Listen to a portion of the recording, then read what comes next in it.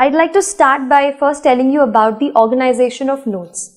Now, I feel that the syllabus which we have got, the UPSC syllabus, is our guiding light.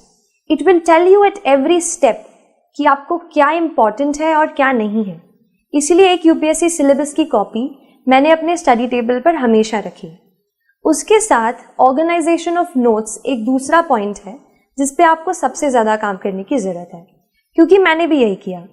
अपने notes को मैंने अपने syllabus को अलग अलग टॉपिक्स में हम डिवाइड जैसे कर लेते हैं वैसे डिवाइड किया और हर टॉपिक को मैंने एक अलग फोल्डर बनाया. तो उससे रिलेटेड जो भी मुझे एडिटोरियल कहीं न्यूज़पेपर में या कहीं इंटरनेट पे ऑनलाइन मैंने उसके बारे में पढ़ा, तो वो सारा मटेरियल मैंने उस एक फोल्डर में डाल दिया. उससे ये हुआ कि जब मैंने रिविजन करने की कोशिश की तो I found everything at one place. तो एक ये चीज़ है कि अपने नोट्स को आप अच्छे से ऑर्गेनाइज करें.